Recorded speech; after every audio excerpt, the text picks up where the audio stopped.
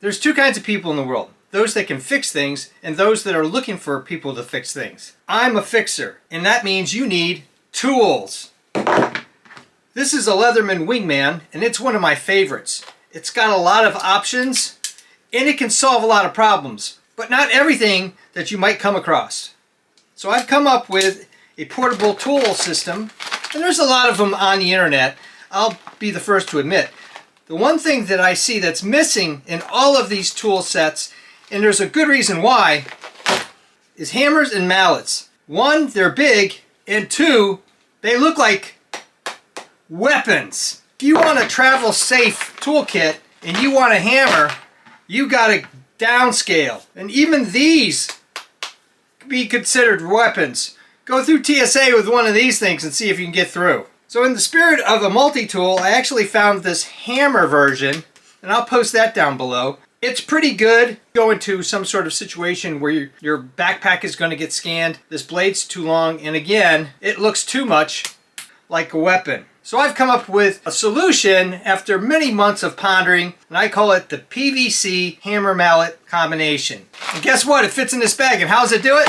It disassembles further and further into little pieces, so if anybody's curious, they can look inside. And the handle is optional, because you can use this without the handle, but if you really want to amp it up and get a little more power out of it, you can just attach this handle and really go to town fixing things.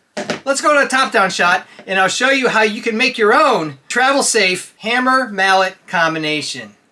Here's the layout of the materials and the tools that we're going to use for this. You could simplify from the tools aspect. You're going to need 3 synthetic corks, a 1/4 inch washer, a 1/4 inch wing nut, a 6-inch bolt, and then your choice of either a 1/8 inch chair tip or a 1-inch chair tip. I'm going to show the smaller hammer with the 1-inch chair tip, and then you can also have the option between white or black. And you could actually make a mallet going on both sides. A 1/2 inch PVC coupler, and you're going to cut 10 millimeters of that off. So it's going to look like this. And this hole is 12 millimeters over. We're going to use millimeters here as a little different.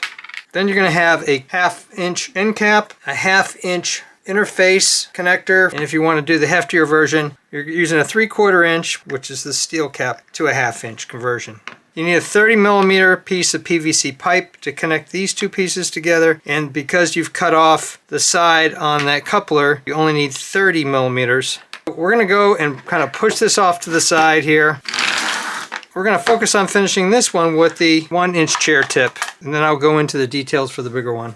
So what you want to do is just stick a little bit of hand sanitizer. I use this as a lubricant to put pieces together. You could glue, but I like the fact that you can take it apart and then just push that down in here like this, and it will burp a little bit, but that's okay.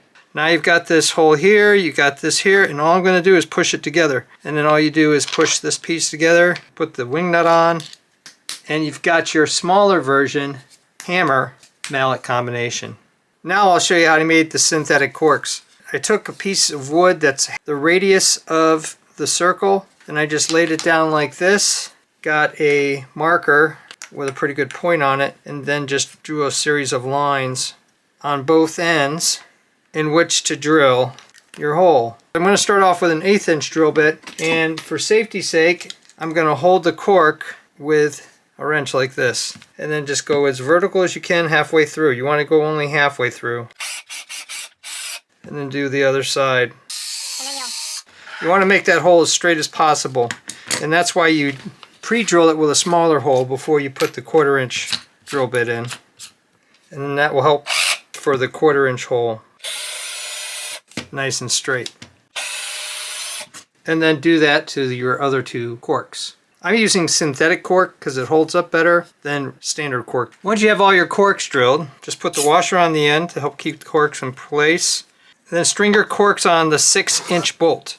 Not a bad handle. Got a hole here right at 12 millimeters. It's 20 millimeters on both sides. I'm going to take this 39 millimeter piece, the uncut side, and just hammer those together. I'm using the advantage of these little edges here to make sure I do a straight hole. I'm going to start with a 1/8 inch drill bit on the center punch. Okay, now I've got that hole all the way through. The reason why I cut off the coupler is because I wanted to go through the plastic. If I took the two pieces here without the offset, then the hole would be right here on this ridge and it wouldn't be as strong. Thanks to the 1/8 inch starter hole on both sides, I'm now going to be able to go in with the 1/4 inch drill bit and do a decent hole. And I'm just going to turn it over and do both sides, and I'm just holding on to it with this wrench to keep my fingers safe.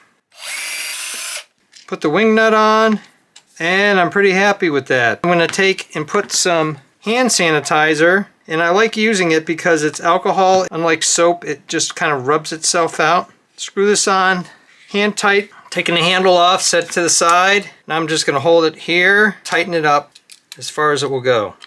It's not going to go all the way to the end, but you'll get it pretty close. And this side I've already done the bigger chair tip. I've got the PVC pipe in there, and I just put this together. And if you want, for the first time, tap it tight and then run your handle in. Hammer, mallet.